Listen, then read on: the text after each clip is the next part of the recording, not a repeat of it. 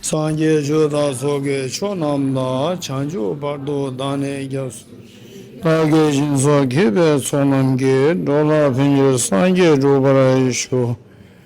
I go for refuge until I'm enlightened to the Buddha, the Dharma, the Sangha, by my accumulations of practice of giving, and so forth. May I become a Buddha to benefit all sentient beings. I go for refuge until I'm enlightened to the Buddha, the Dharma, the Sangha, by my accumulations of practice of giving, and so forth. May I become a Buddha to benefit all sentient beings. I go for refuge until I'm enlightened by my accumulations of practice of giving, and so forth. May I become a Buddha to benefit all sentient beings. The next page. Om ye dharma hetu prabhavam hetum tesham dathagato yavatat tesham chayo nirodha evam vati mahashramanaye swaha. Om ye dharma hetu prabhavam hetum tesham dathagato yavatat tesham chayo nirodha evam vati mahashamanaye swaha. Om ye dharma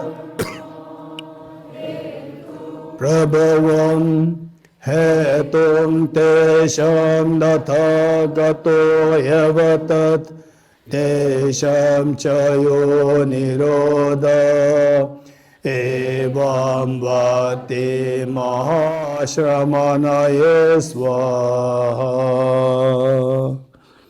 All phenomena arise from causes. The causes are taught by the Tathagata. The cessation causes as well as taught by the great seer.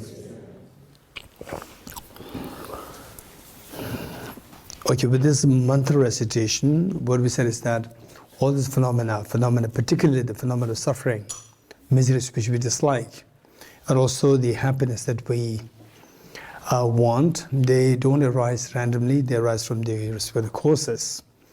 And particularly for the miseries which we dislike, which we like to shun, what the causes are is taught by the Tathagata, the Buddha. And the how to bring an end to these causes is also taught by the Tathagata. So why we are repeating this over and over again in the form of recitation is to bring in us a very strong feeling that finally I am responsible for my own experiences, happiness, miseries. I'm responsible for all these.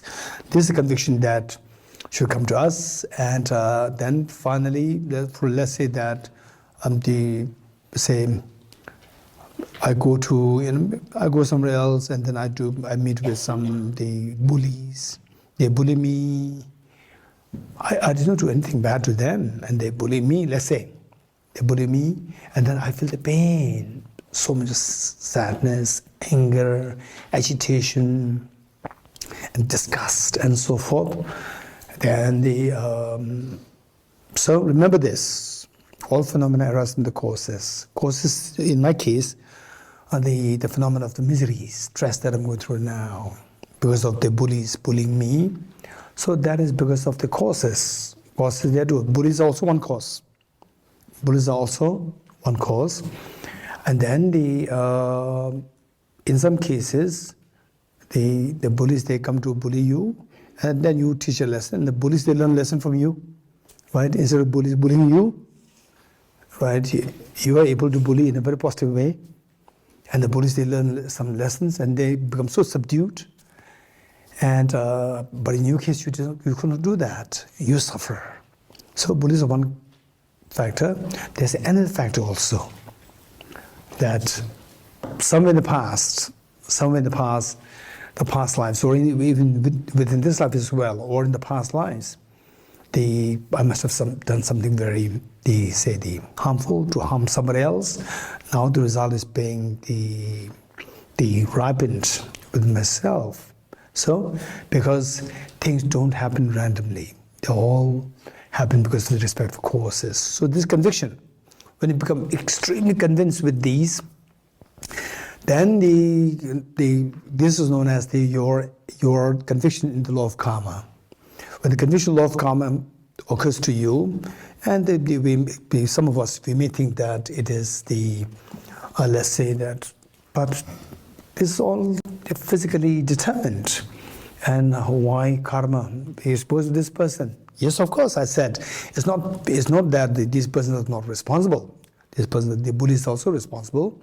But then of the two factors, the sound of the clap of the two hands, the external factor, the Buddhists are there, internal factor, your own karmic, the accumulation in the past. So this combined together, then manifest in the form of your stress, anxiety, and so forth.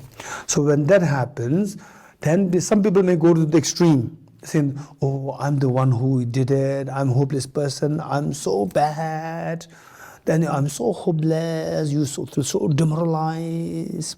And somebody comes to tell you, no, it's me who is mistaken. You feel so demoralized. So this is where this is the greatest failure. Where you you demean yourself, you underestimate your potential, you don't see the potential of the Buddha nature within yourself, and then you just make yourself so hopeless, and you are not ready to come out. That is the greatest failure. Yes, of course, when these things happen, it is your accumulation of negative karma in the past, but there is a way out. There's a way out. Not only that, not that this is the end. There are more to come. What we learned this morning, the miseries that we go through, until we put concerted effort, they will never come to an end on their own. They will continue, they will perpetuate. So the wise people will not feel demoralized simply because I'm suffering now, but they will think of stopping the suffering of the future. To stop the suffering today, that is the end of suffering of all those to happen in the future. This is a wise person's approach. So this is a great opportunity for us, and particularly the teachings, the wisdom taught by the Buddha Shakyamuni, further explained by the great Nanda Masters. We are extremely fortunate that we met with these teachings. And keep in mind that while this is reality, yesterday I said that you can enjoy the pizza, you don't have to become Italian. You're getting it? You can learn quantum mechanics, you can learn relativity theory. You don't Albert Einstein, he was Jewish. You can learn relativity theory, who was initially taught by the Jewish. You don't have to become a Jewish. You're getting it? So likewise, these concepts about emptiness, about Buddhism and so forth, you can learn. And whatever tradition that you follow, your family tradition you follow, you got to follow that. Meanwhile, you reap the benefit of these, like enjoy pizza, enjoy spaghetti, enjoy momo. You don't have to become Tibetan or Chinese. You're getting it? You can enjoy these things. So likewise, the most important thing is not the labels, that you should be benefited, that your misery should come to an end and your happiness should grow. This is one point. And then whereas in the process, if you will that, for example, like me, when I was a little boy, maybe I was age 14, 15, I asked my friend who lived from America, he offered to send me some gifts. And I said that please send me a big picture of Albert Einstein. So then I became a fan of Albert Einstein because I was so happy, so full of physics and mathematics. So likewise, then it's your choice. You want to claim yourself as Buddhist, following the Buddha, and so forth, it's fine. But you should not become, like a very staunch person. Buddhism is the best. I'm Buddhist. So this is totally wrong. So if you're Buddhist, you don't have to, say that I'm Buddhist from my tradition point of view. This is totally sectarianism. Buddhist, keep it yourself. What is meant by Buddhist? Somebody who follows the Buddhist, who admires Buddha's teachings, who admires the wisdom of emptiness, who admires the wisdom, the Bodhicitta. So when I was in my 20s, Just as I admire the wisdom of emptiness, I admire quantum mechanics and relativity theory equally. So today, I feel more drawn towards emptiness rather than quantum mechanics and relativity theory.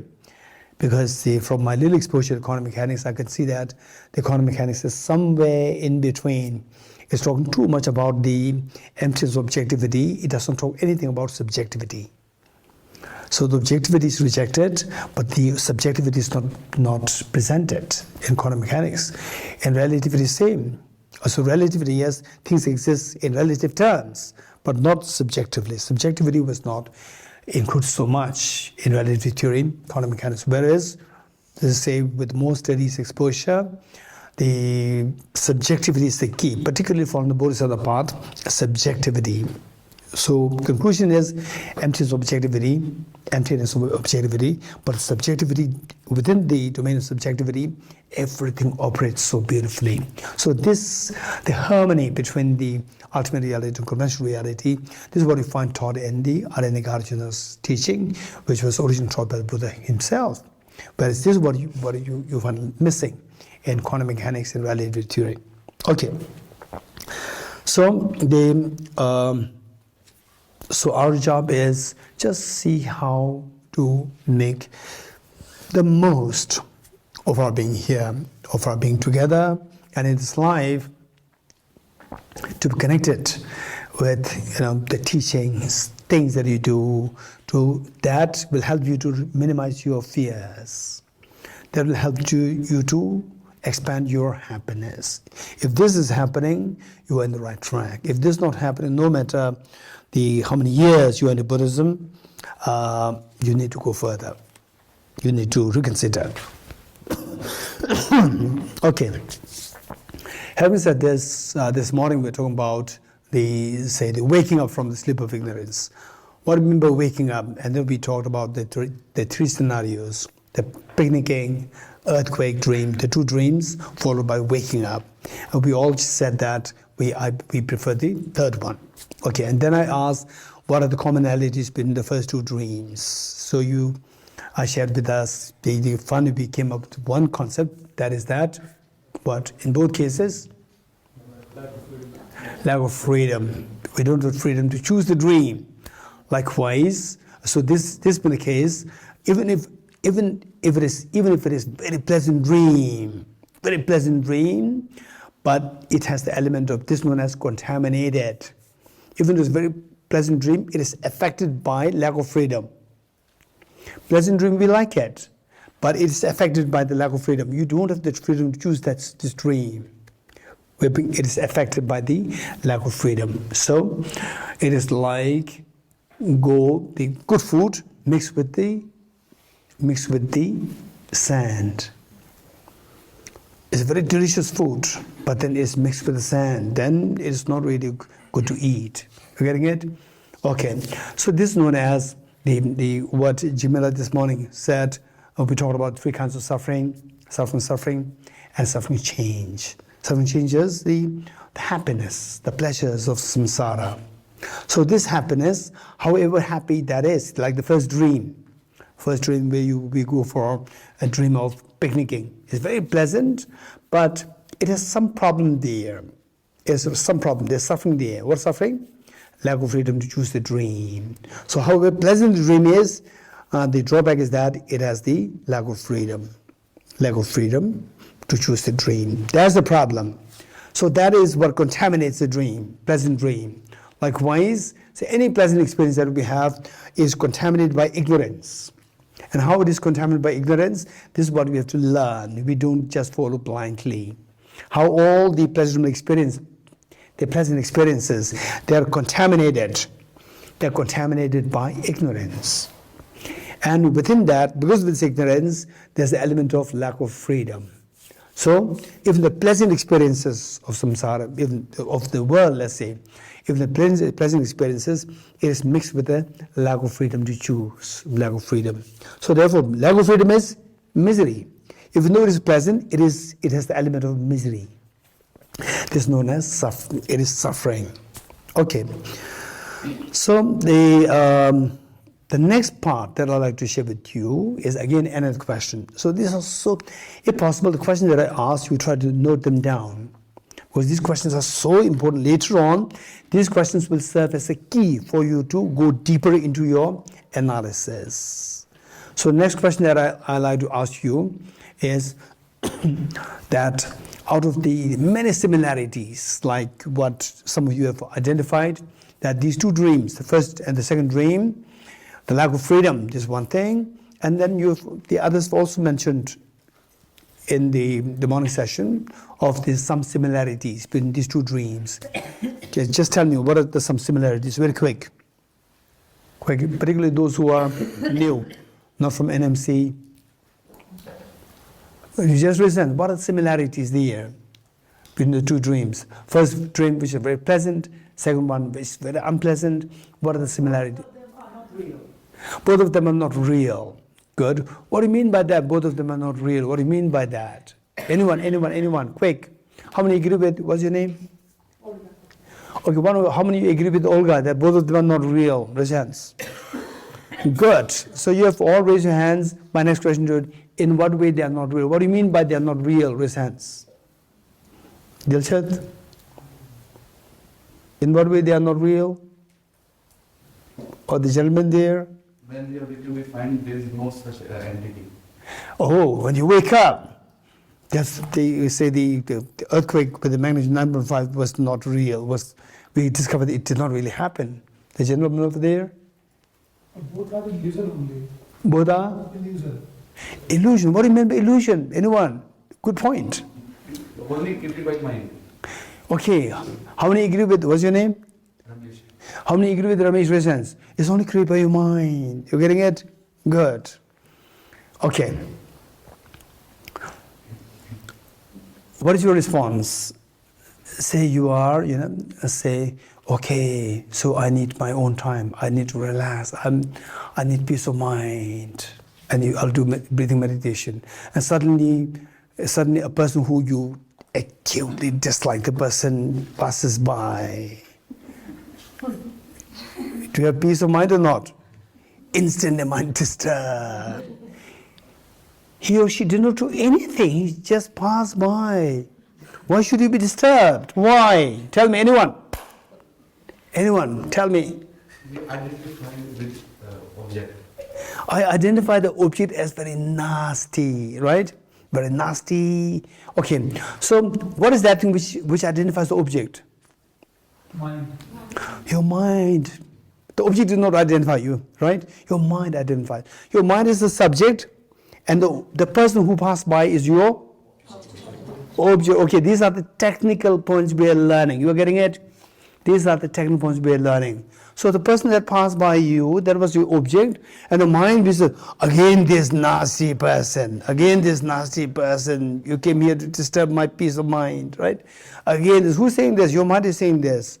This mind is a subject. So, in other words, people who are so crazy after the flowers, by the way, reasons those who are very crazy after the flowers. Crazy after the flowers. Dola? Crazy after the flowers. Sharon? Crazy after the flowers. Let's say, those people who are crazy after the flowers, right? Okay, subject, object, again, right? Headache, right? Headache. And I show this flower, instantly the mind becomes so light. Wow, beautiful flower, right?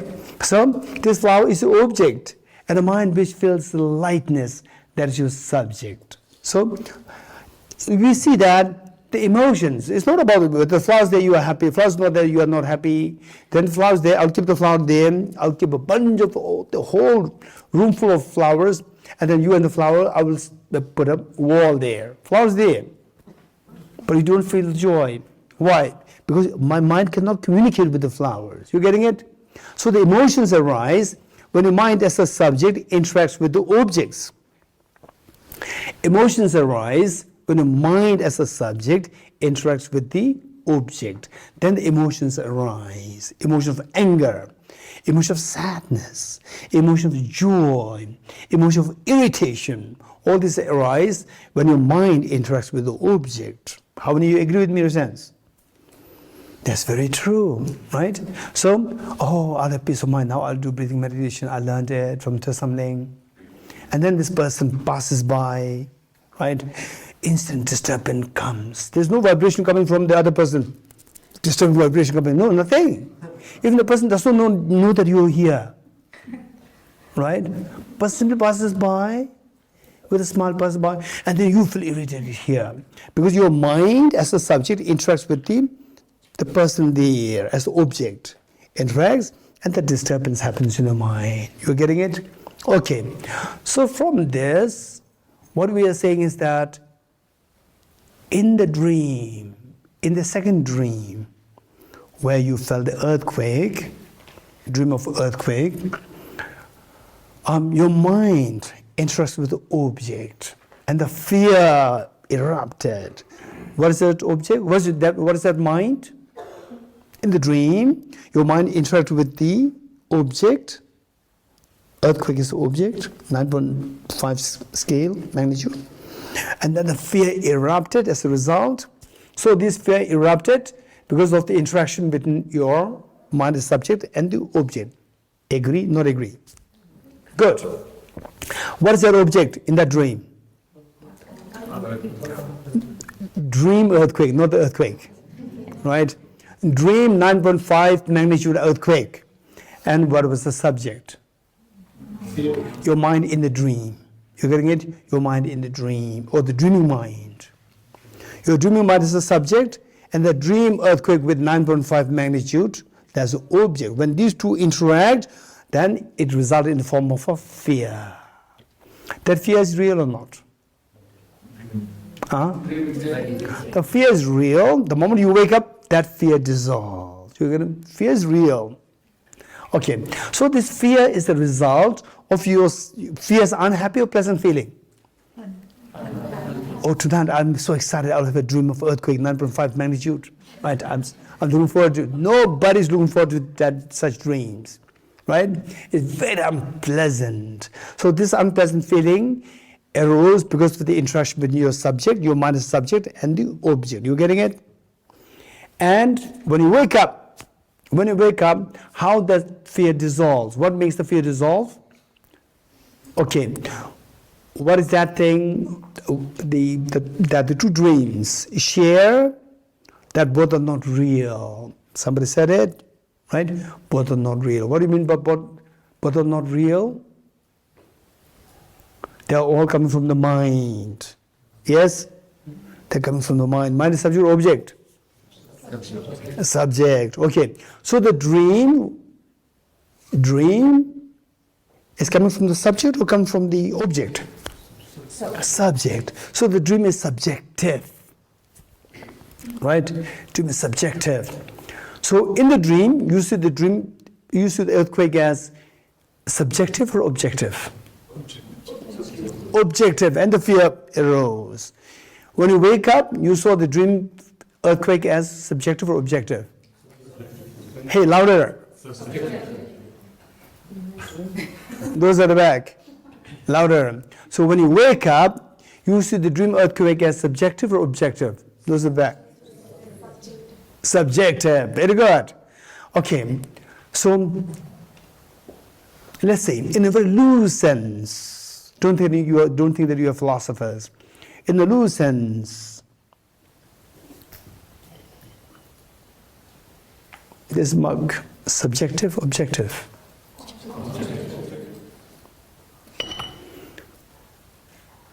Your dream, subjective, objective? Mirage, subjective, objective? Mirage, subjective, objective? Subjective. Subjective raise hands. Mirage, subjective raise hands. Good. Mirage, objective raise hands. Mirage, objective. Okay. So two. Okay. Rainbow, objective, subjective. Okay, there's a split. Subjective, how many? Raise hands. Rainbow, subjective. No. Okay, rainbow, objective, raise hands. Okay. If there's rainbow 1 kilometer away from you, and the small child is with you, and the child tells you, please take me there. Will you take the child there or not? Those people who said the rainbow is objective will take the child there. And if you take the child there, you're also a small child.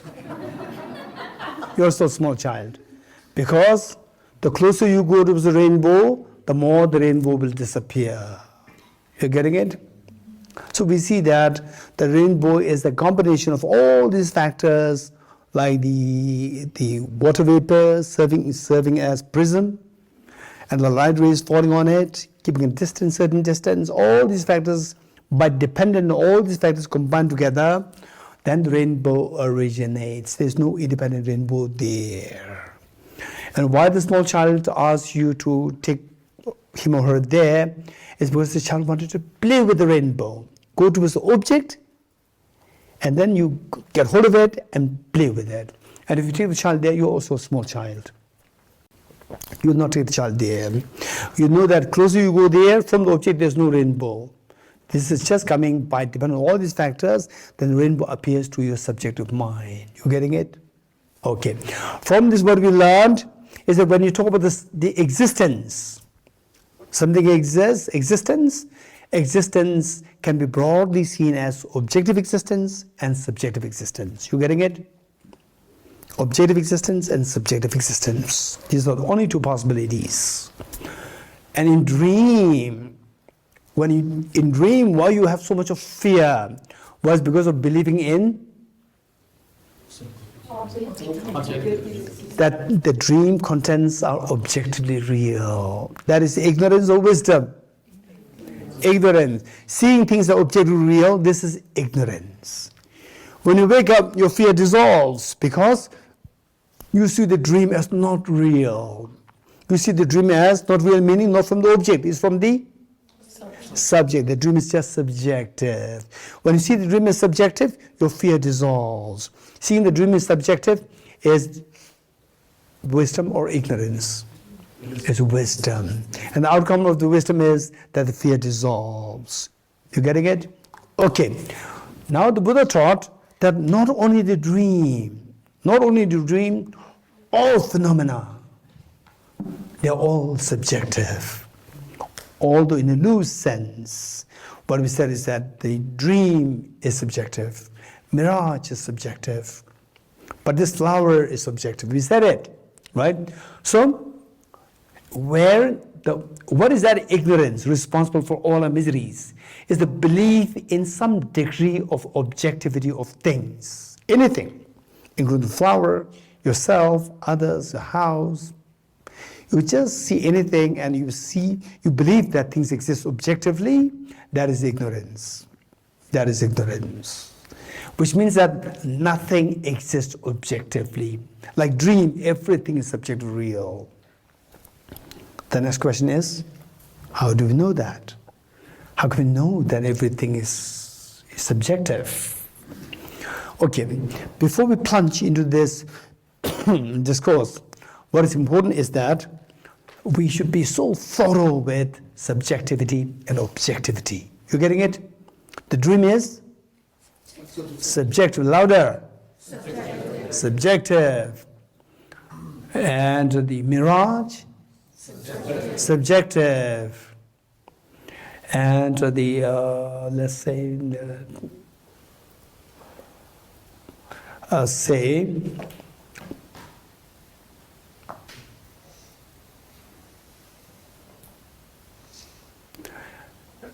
having completed college is so well educated. Subjective, objective? Subjective. In a place where the education is not at all, they every way is illiterate, and then you complete your bachelor's or complete your undergrad. It's amazing. You're so educated, but amidst the people with the PhDs, professors, and so forth, just completing the undergrad is nothing. You're getting it? It's all relative. There's nothing really from the object to say that this is so good, so bad. It's all subjective. So the first thing that we need to keep in mind, note that down, subjectivity and objectivity. The more we see things as objective, the more we suffer. The more we see things as subjective, more we are liberated. Let me repeat it. The more we see things as objective, the more we suffer. The more we see things as subjective, the more we are liberated. So, subjectivity, objectivity. Okay, now in a technical sense, the more we see things as objective, this is samsara. The more we see things as subjective, this is nirvana. Liberation. You're getting it? Say, being in dream, you're being tormented, tortured by the contents of the dream. This is samsara. You wake up from the dream, you're freed from the contents of the dream. That is nirvana. You're getting it? In the dream, you're being suffered. You suffer so much because of the contents of the dream, earthquake, people chasing you, and so forth. This is samsara. Because you see the dream as objectively real. When you wake up, you see dream as purely subjective. You are freed from the contents of the dream, the fears of the dream. That is nirvana. You're getting it? Okay. So these are the things. The key here is to know what is meant by subjective, what is meant by objective. Okay. Having learned this, our next step is to know the Buddha taught that not only the dream, not only the mirage, not only rainbow, everything that exists in the universe, they all exist subjectively. Wow, that's amazing. It's so liberating. Subjective. Everything is subjective. If you know this, then it's like waking up from the unconventional dream. Dream is of two kinds: conventional dream and unconventional dream. What is conventional dream? The dream, you go to bed, you fall asleep, you dream, and the next day you wake up. This is a conventional dream. From the conventional dream, we wake up every day. But from the unconventional dream, we have never woken up. Even just right now. What is right now? You see me here, you see yourself into something. This is also like a dream. This is known as unconventional dream. From this unconventional dream, we have never woken up. We have never woken up from this unconventional dream. 24/7, we are in the trap of the unconventional dream. What do you mean by unconventional dream? Just the conventional dream is coming from your subjective, even the unconventional dream, even the otherwise as well, is also subjective. One attribute of the dream is that it is subjective. Likewise, everything is subjective. Therefore, it is also like a dream. So what is like a dream and dream, these are different. Conventional dream is a real dream. And the otherwise, they are all like a dream. Therefore, they are referred to as the unconventional dream. And anyone who goes towards waking up from unconventional dream, these are the wise people. And anyone who go towards who go away from waking up from the unconventional dream, mean they're getting sucked up in the unconventional dream, they are samsaric beings, immature samsaric beings. You're getting it? So our effort here, learning about emptiness, we are very fortunate. And some of you may feel that, oh, I'm not really good at philosophy, I'm not really good in science, what he's talking is all about philosophy, science, and so forth. Don't underestimate yourself. Don't underestimate yourself. Whether you like it or not, this is the medicine. This is the panacea. This is the only panacea to cure you from all the tears of samsara. It's only panacea. And yes, this is a panacea, it may be the panacea, but I don't have the capacity to know that. You have the capacity. You have the Buddha nature. Everyone has the Buddha nature. Whether you are a Buddhist or non-Buddhist, it doesn't matter. Whether you're male or female, it doesn't matter. Whether you're from this caste, this caste, that caste, this caste, this country, it doesn't matter. Everyone has the Buddha nature. Seated perfection is there. Our job is just to remove the metal dirt, and you will see the diamond inside, the gold inside, which will glow. Wow, that's very hopeful. So, How to do that now? How to do that? So for this, we have to wake up. Wake up meaning, waking up, what is that? We see things as subjective. Yes? Waking up means we see the dream as subjective. In the dream, we see dream as objective. Seeing the dream as objective is ignorance or wisdom? Ignorance. Seeing the dream as subjective is ignorance or wisdom? Wisdom. So when we say, look, now emptiness. When we say the dream is subjective, okay, let's say, okay, let's say that, okay, let's say that this flower is closer towards, let's say that this flower is closer to young Bella, present? Okay, look at young Bella. So this flower is lying close to young Bella, and I rush and said that this is my flower. When I say this, what was I saying? Oh yes, that this flower is not young Bella, this is not yours. You getting it? If I say this flower is not yours, it's very offensive. If I say this flower is mine, it's a nice way of saying it's not yours. You agree? Not agree? Look, when I say this flower is subjective, means it is not subject, it is not objective. Let me repeat it. When you say that everything is subjective, this flower is subjective. When you say that this flower is subjective, in a way, what you are saying is that this flower is louder. Hey, all of us.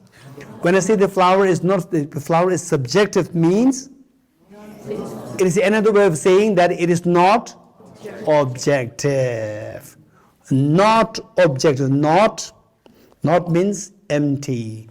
Okay. There's no water in it. There's no water in it, which means it's empty. You getting it? Empty. Not means empty. So when we say that this is subjective, means it is not objective. Not objective means empty of objective existence. You getting it? When I say this flower is subjective, now you should be able to say that it means that this flower is empty of objective existence. You getting it? If ever somebody were to tell you, what is emptiness? What do you learn? What is emptiness? Emptiness means nothing exists. Don't say this.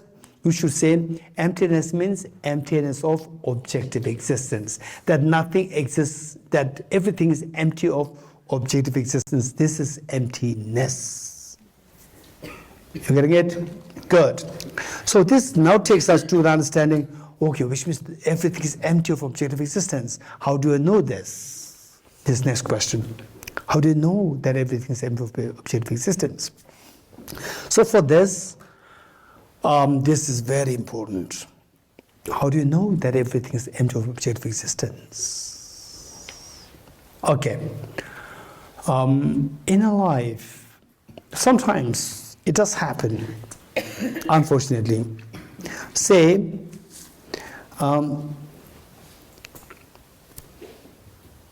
somebody is joining your, say somebody is joining your institute, your corporate, or your whatever group.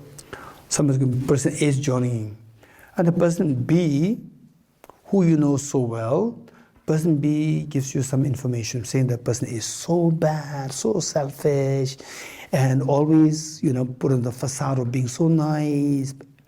The person, how the person presents himself looks so nice, but in actuality, the person is so rude, so unkind, so selfish.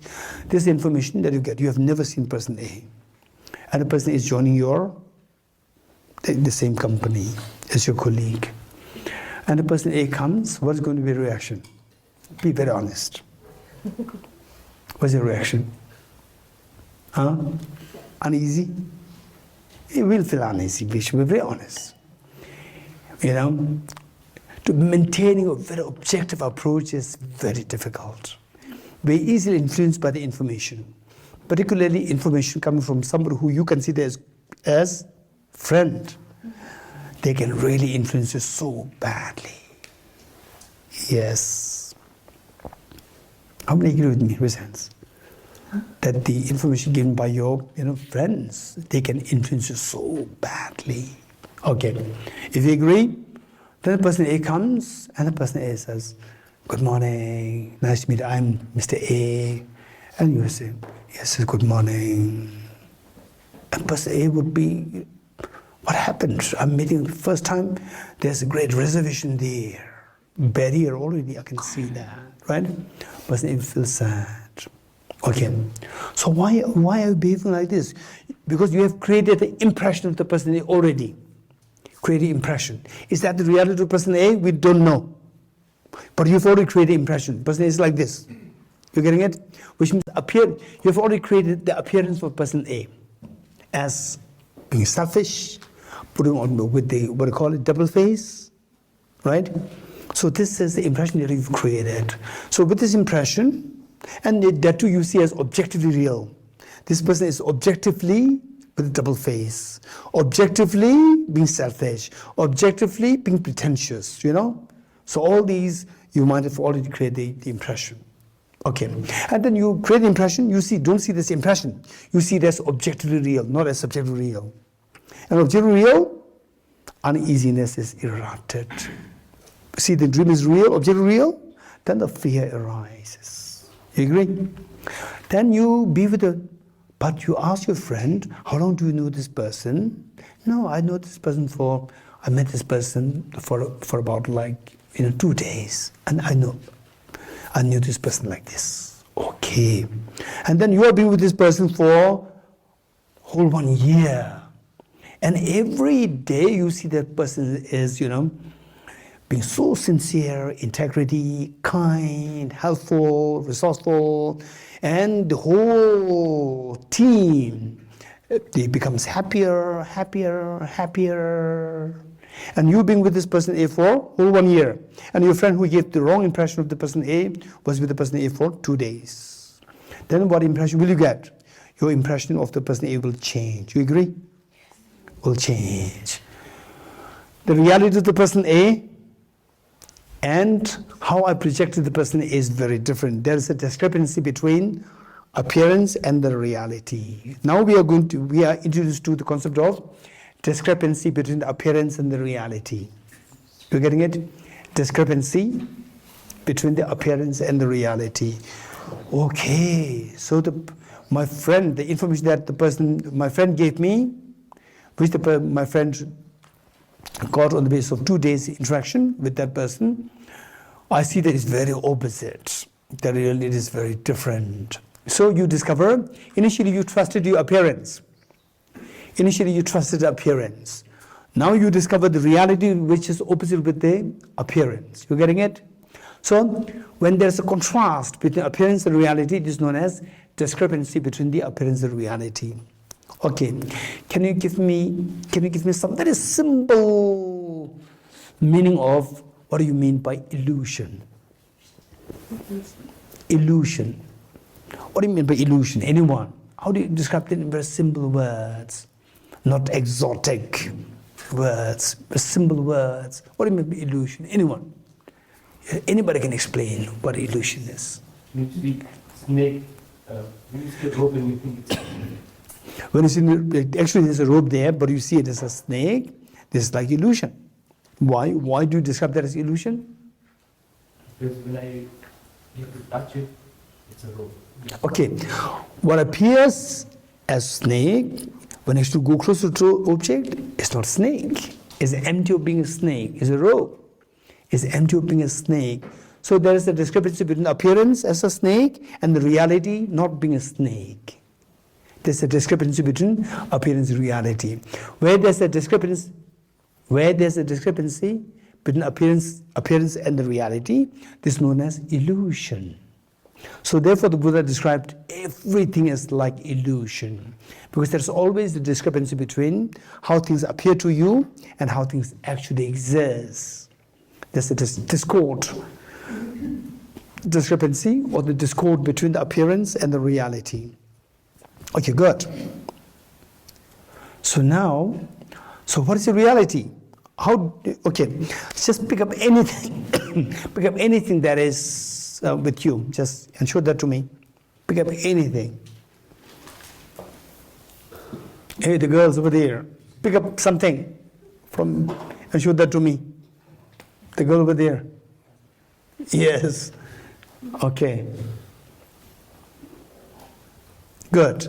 Now look at it yourself. Just don't just show it to me. Also look at it yourself. Look at it and see how does it appear to you. Objectively real or subjectively real?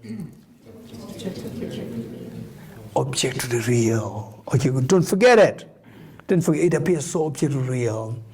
Now, what the Buddha taught is that seeing this as objectively real, that is the source, this is the ignorance. Because the object that you are holding, it does not exist, exist objectively. It exists subjectively. Wow, that's amazing. If it is subjectively, you imply that it is empty of objective existence. Yes, this is the meaning of emptiness. Because there's a great discrepancy there, object that you're looking at it, it is like illusion. Because it appears as object real, but the reality, it is empty of object reality. It is subject real. So there's a discrepancy between appearance and reality.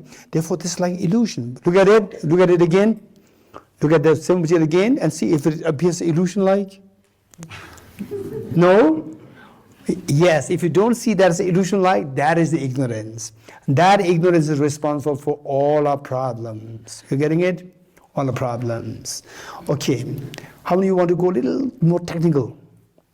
How many of you are not scared to go a little more technical? Raise hands. And how many of you are a little scared to go a little more deeper? Raise hands. Don't be scared. You're getting it? Don't be scared. We'll go a little more technical. And if you're a little confused, you are very fortunate. Confused means you are encountering something which you have never encountered before. If it's very easy, you'll not feel confused. If you're not confused, you are not learning anything new, right? Okay, this is very important. But when you are a little challenged, you should take that as a great opportunity for you. Why? When you're not challenged, or for example, let's say that, you are meeting with one expert, and you can interact with a person on the subject which you want to learn, and the person is expert on the subject, and you go there, you keep talking. Some people, they keep talking. I learned about this. I learned this is like this like this emptiness. Sometimes I have to listen to some people about emptiness. Emptiness means emptiness, objective existence. There's no object. It is subjective. There's no objective existence. And then this is the ultimate analysis. I have to listen.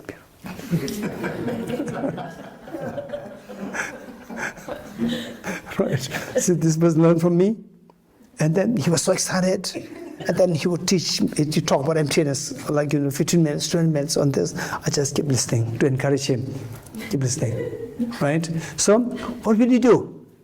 What will you do if you meet with an expert on the subject you want to learn? You want to keep talking, or you want to ask questions and listen to the person more? What will you do? Ask questions and listen more. You're getting it? Listen more. Why? Because what you're talking, you already know. Whether he in front of this person or without this person, you already know is your knowledge. This knowledge will not go away. Now you're wasting your time. This knowledge is always with you. With an expert, don't talk too much. Right? Listen. And he will talk something which you have never heard before. Or she will talk something which we have never heard before. It can be very complicated. And this is what you're learning. And you go with the extra knowledge, extra wealth. Whereas you just vomit what you know, and you go, nothing extra. You're getting it? So you go, you're the loser. With this great opportunity to learn, to get extra knowledge, extra gems, and you do not pick up any extra gems. You're just left with whatever you have. That's it. So therefore, when challenges are there, it's a great opportunity for you. Okay, now this is an opportunity for me to extract extra gems from me. You're getting it? So what do you like? You want to go with whatever you have, just with that, or with the extra gems? What do you like? With the extra gems. If that's the case, extra gems means it's nothing. Learning new, having learned new. Which you don't know something, you learn, that's extra gem. You getting it? Okay. So with this is a very important I like to share, particularly people who are more senior. For you, you have to pay attention, and the younger ones, meaning the newcomers, you pay attention. This is a very important point, which is usually not covered or seen in many things. Okay. Okay, again pick up the same object, look at it, and how does it, my question is, how does it appear to you? Objectively, subjectively? Objectively. So what was my question? How does the object appear to you? And you said, it appears as objectively real. Don't forget it. Number 2. Okay. How many of you have seen snow recent in your life? Okay, this is my wrong question. How many have never seen snow in your life recent? One? Only one? Okay. Tell me, is there anybody who you built some friendship over the last 2-3 days? Huh? Who? What's your name? Angela. Angela, you have seen snow?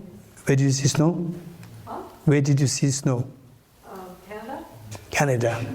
If possible, try to take her to Canada. Right? You must show her snow. Okay, what's your name? Sneha. Sneha. Okay, the snow is white in color. Okay, now let's say that you don't have to go to Canada. You can go to Dalai Range. Trient, up there, not now.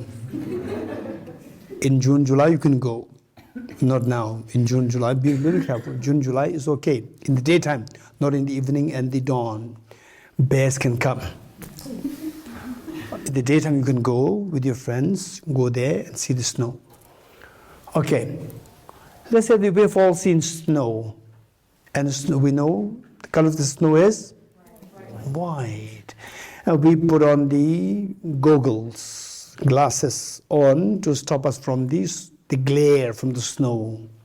And the color is blue. The color of the lenses of the goggles is blue. So with the goggles on, you look at the snow. Snow appears as what color? Blue. Good. So the snow is the object or the subject? Object. The object appears as blue. And you, I've never seen blue snow. Right? I've never seen blue snow. It's strange, in Dharamsala snow is blue. Would you think like this? Raise hands.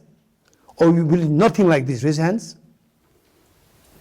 But it appears as blue. Why you don't think like this? Quick. Jogala. Because of my previous knowledge that I have, snow is white in color. And then why you are seeing blue? Because of the color of the lens, the glasses. You're being influenced by the color of the glasses. Otherwise, the color of the snow is not blue. You're getting it? So your mind, object appears as blue, but your mind doesn't believe it to be blue. Subject doesn't believe it to be blue. Object appears as blue, the subject doesn't believe it to be blue. You're getting it? How many agree with me, sense? Good. Now let's say, if you take Sneha to the trend, right, and she's never seen snow, she's never heard about snow, right, and suddenly you said that we're going to introduce you to snow, and you never describe what snow looks like, what's the color. Then you give her a blue goggles, and you go together with Sneha, right, and the snow appears as blue to you or to Sneha. You also have the blue goggles. It appears as blue to both of you, to Sneha and to you both. Raise hands. Good. These seems very simple. They are very technical. Or later on, when you leave this room, everything may disappear. You getting it? Okay, so be very careful. Be attentive. So let's say this now. Wow, it's so beautiful. It's blue. Right? And it's not blue, it's beautiful, but it's not blue. But the object, the snow, appears as blue to both of you, yes? But of the two minds, object-wise is the same appearance. From the subject, Sneha believes it to be blue, and you do not believe it to be blue, yes? Okay. Object appears as blue. Is mistaken or not mistaken? Mistaken for both of you. Object appears as blue. For both of you is mistaken. But your mind, Sneha's mind, believes snow to be blue. Your mind does not believe snow to be blue. Which of the two minds is mistaken? In terms of the believing. Sneha's mind, believing it to be blue, is wrong. Right? Okay. Whereas although the snow appears blue, but you don't believe, you don't comprehend, you don't apprehend the snow as blue. Okay, now object appears, the subject apprehends. You're getting it? There are two activities happening. The appearance is the activity related to the object. Object appears. And your Sneha's mind apprehends it as blue. So the activity related to the subject is the apprehension. The mind apprehends, the object appears. You getting it? So, mistake can happen in one of the two or both. In the case of Sneha, the mistake happens on both levels. Appearance as well as apprehension. Apprehension is related to object or subject? Subject. And appearance is related to object. And in your case, which of the two is mistaken? The object. Appearance or the apprehension? Appearance-wise there is a mistake, but the apprehension-wise there is no mistake. You are getting it? So which do you think is subtler? The two mistakes. Mistaken the appearance or mistaken the apprehension? Which is subtler? Which is subtler? Raise the hand. Okay. And which of the two mistakes can be subtler? The mistaken appearance or mistaken apprehension? Okay, let's say mistaken apprehension is subtler. Raise hands. Mistaken apprehension is subtler. Raise hands. Mistaken appearance is subtler. Raise hands. Mistaken appearance is subtler. Raise hands. Okay, Sneha, tell me, what makes you think that mistaken appearance is subtler? I never saw snow, so it appears like blue to me. Okay, good. Anyone else? Those who said the mistaken appearance is subtler in comparison with mistaken apprehension. Any reason you like to give? Yes, over there. Appearance is the cause, but my mind appearance is the Apprehension. Is the effect. Cause and effect. Okay, later on, if you learn the Buddhist psychology well, by the way, we have this brochure there, right? If you know cause and effect, they say this, for this we have to know the psychology so well. Buddhist psychology, for this we have a whole course. If you're interested in this must be done, learn this psychology, how the mind works. Apprehension and the appearance, these two actually happen together. It's not cause and effect, but what you are thinking, I can see that you are a thinking person. This is very precious, but you have to have the knowledge to think more. So for this, the brochure is available there, Nalanda Diploma course. So now we have extended the enrollment, extended the date for the enrollment by 1 week. Those interested, you can join, you can take the opportunity the last week. Right after this, enrollment will be closed. Okay, so brochure is available there. Pembala, just show this. Okay, yes. So you can pick up, you can help yourself, anybody can pick up the brochure. Okay, anyone else? What makes you think that mistaken the appearance and mistaken the apprehension of the two, which is subtler? Which is subtler? And those who said, mistake the appearance is subtler than the apprehension, what makes you think so? Pemsilla. Because mistaking with appearance is more difficult to rectify comparing with mistaking with respect to the apprehension. Okay, Pemsilla is saying something very interesting. So, they say of the two mistakes, you can fix the mistake with respect to the apprehension more easily in comparison with the mistake happening on the appearance level. So what can be fixed easier, that is grosser. What is more difficult is subtler. You're getting it? Very good answer. So how do you know that the mistake happening on the apprehension can be fixed more easily? How do you know that? Anyone? How do you know that the mistake happening on the... When you remove the glass, you can see the color. So, but when you remove the glasses, then both problems are fixed. Appearance, apprehension, both, right? Because you're dealing with subjectivity, so it's easier. Like this pen, I know that, from Buddha's teachings that this is, actually this is also subjective, but I will still continue to see it. Mm-hmm. So something like an object, it's even... Okay, so Roshni is saying is that, say, looking at the object, although I learned that it is subjective real, not only I learned, I engage in analytical inquiry, analytical analysis, and come to discover that it is really empty from the object, is subject real. Even after knowing that it does not exist objectively, when you look at it, it invariably again appears as object real. So, mistaken appearance as which is real, this continues to happen till you become Buddha. But the mistake with respect to the apprehension will be fixed when you reach the 8th bhumi. But if you want to fix it before, then you have to go for personal liberation. With tomorrow in 2 lifetimes, you can fix it, right? But the mistaken appearance will be fixed only when you become a Buddha. Till that point, the mistake with respect to the appearance as object real will continuously be there. You're getting it? Okay. So I want somebody to paraphrase what I've said thus far. Paraphrase meaning summarize what I've said thus far. The two activities, appearance. Okay, listen. I'm saying this, and I will ask you to paraphrase once more. So when your mind interacts with the object, only then the emotions arise. You understand it? You agree? Okay. When your mind interacts with the object, then the emotions arise. Okay, it's 1 o'clock. All right. We stop here.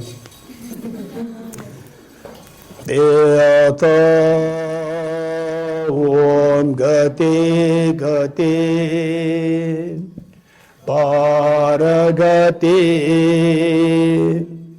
parasamgati bodhi swatyata Om gati gati paragati parasamgati bodhi swatyata Om gati gati paragati parasamgati bodhi swatyata